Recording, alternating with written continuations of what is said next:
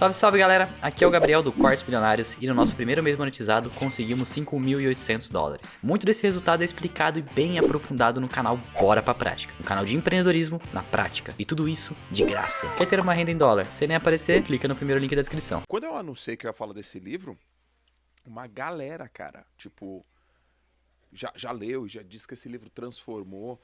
E, cara, li, conheci. Eu queria começar assim, ó. Especialista em pessoas. Teoricamente, a gente já não deveria ser especialista em pessoas, cara?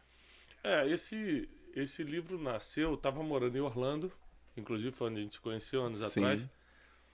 E eu comecei. Você tá me ouvindo? Você tá me Eu ouvindo? tô te ouvindo bem. Eu não tô ouvindo o Brunet, tá? Não.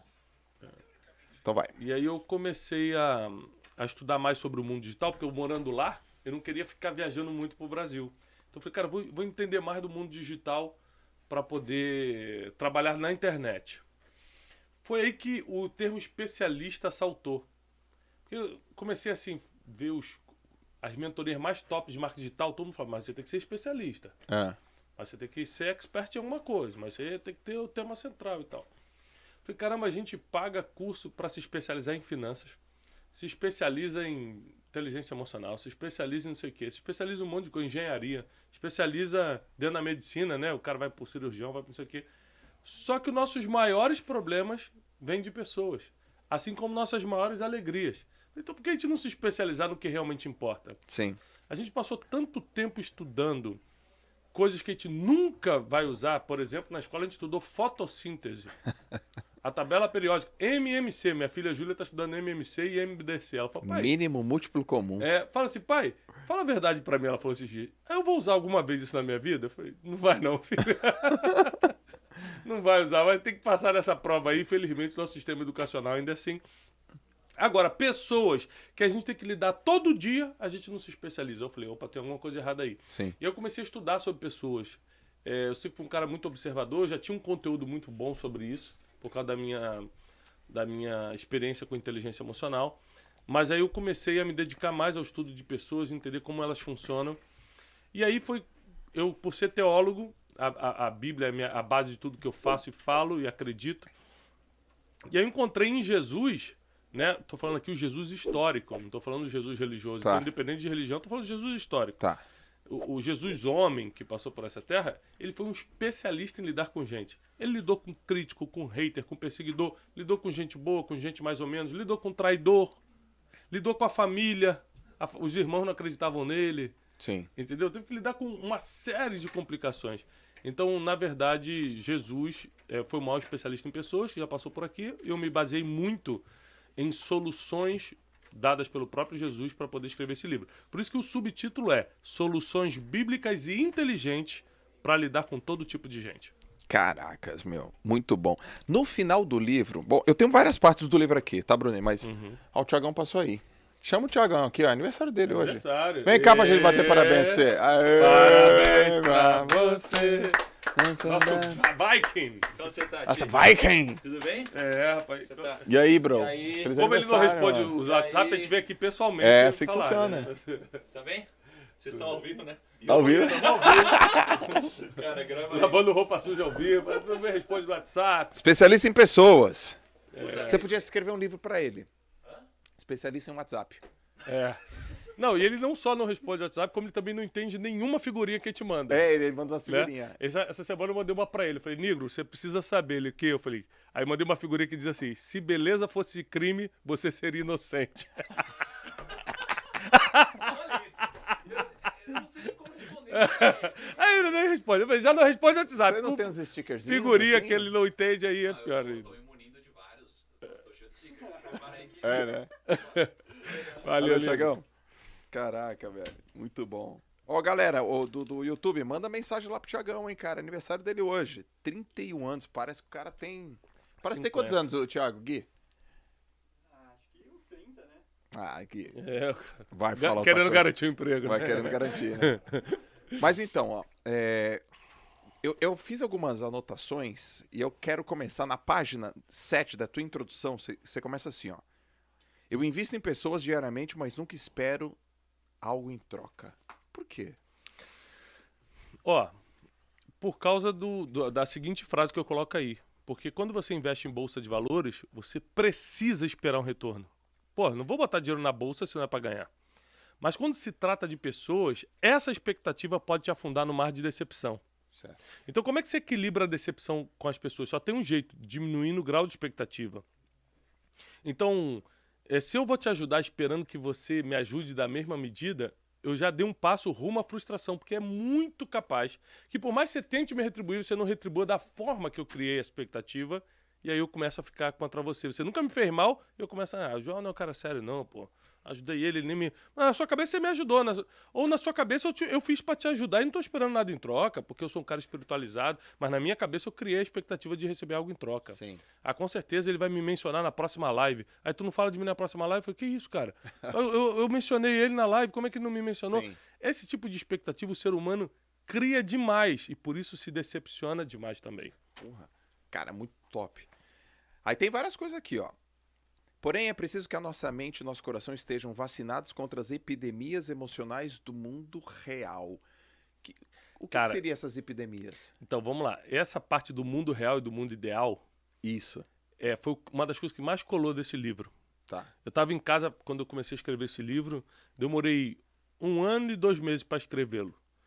E você escreveu no mundo todo, né? Que tem uma passagem aqui que você fala, enquanto eu escrevo esse livro, Exatamente. eu tô em outro país. Eu aproveitava as viagens, escrevia no avião, mas basicamente eu acordava todo dia às 5 horas da manhã, porque é o seguinte, na vida da América, a gente fazia tudo.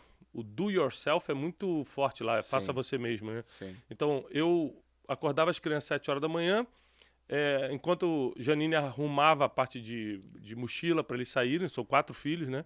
Eu ia fazendo café da manhã e levava numa minivan que eu tinha, levava eles para a escola. Sim. Então era só o dia me consumia tanto, basicamente eu sendo dono de casa, né, ficava em casa e vinha uma vez por mês para o Brasil para trabalhar e tal, que eu resolvi acordar mais cedo para escrever. Falei, cara, eu não estou produzindo o que eu poderia produzir. Eu acordava às 6 e pouca já para começar a cuidar das crianças, comecei a acordar às 5 todo dia. Certo. Que era uma coisa que eu sempre odiei, acordar cedo. Comecei a acordar 5 horas da manhã todo dia e descobri 2 coisas importantes. Primeiro, que silêncio. Era inspirador. Segundo, eu escrevia numa parte da casa que dava fundos para um lago e onde nascia o sol. Então, todo dia eu via o nascer do sol. Uau. Aí eu descobri que imagem importa, ambiente importa. Sim. Não é só o horário da quietude, mas também o ambiente. Cara, e aí eu fiquei simplesmente 13 meses sentado escrevendo esse livro todo dia. Quando caiu a ficha do mundo real, mundo ideal, para mim foi uma das melhores partes, porque eu expliquei o seguinte, ó. No mundo ideal, que foi apresentado por Jesus, as pessoas perdoam 70 vezes 7. Tem um versículo na Bíblia que diz, se uma pessoa errar contra você, perdoa-o. Aí os discípulos perguntaram para Jesus, quantas vezes?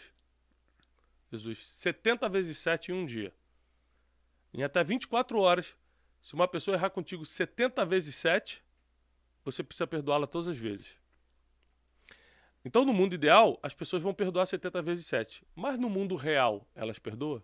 Elas perdoam? No mundo ideal, nós deveríamos lidar bem com os inimigos, porque a própria Bíblia diz que a gente precisa alimentar quem nos feriu. Deixar para lá. Alimentar no sentido, tá passando fome, eu vou te ajudar, não é porque você me feriu que eu vou me vingar de você. Sim.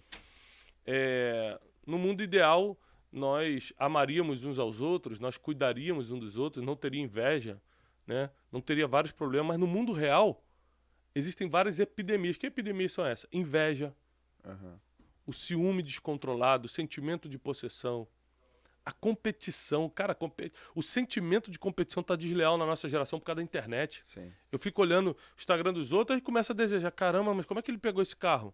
Mas como é que ele fez isso? Como é que ele consegue treinar todo dia e tá magro? Tudo é uma comparação, tudo começa a te fazer mal. É uma epidemia emocional. Sim.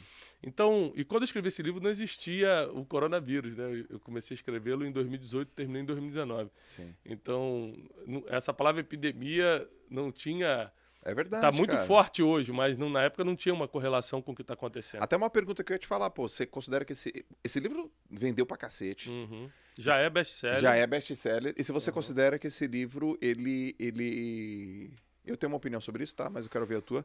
Se ele é atual, inclusive na época da epidemia aqui do Covid. Eu acho que esse livro, ele é um manual que vai ficar por muitos anos rodando, porque ele trata de uma coisa que sempre vai existir, pessoas. Sim. E pessoas são sempre iguais. Sim. Mesmo ciúminho, mesmo inveja, mesmo sentimento de competição, mesmo disse-me-disse, fofoquinha, familiar brigando com familiar no estrago Natal, por causa de coisa pequena, porque na verdade tem acúmulos de lixo emocional guardados, não tratados, aí quando o primo fala um negócio fica todo mundo nervoso. Pá. Então, o ser humano é tudo igual. Então eu vim fazendo um raio-x do ser humano expondo como você resolver. Certo. Basicamente, você só resolve o problema com pessoas, primeiro eliminando o seu próprio ego e orgulho, que é a maior dificuldade, nosso maior inimigo. Ficando em silêncio, que é outra dificuldade, as pessoas querem sempre rebater. Nesse livro eu falo isso. O tempo de não leva o desaforo para casa, comigo é bater ou levou, esse tempo acabou. Irmão. Passou, antigo, né? É antigo. Profissionalmente não dá mais certo. Na rua você vai ser preso se fizer isso. Hoje em dia tem lei contra... Então, você precisa ter domínio das suas emoções. Você precisa ter domínio do seu comportamento. Sim. Porque o seu talento, cara, ele pode te colocar em muitas mesas estratégicas, mas só o comportamento te mantém lá. Perfeito. Se você der uma desviada no seu comportamento, não importa o nível do seu talento, ninguém quer você perto mais.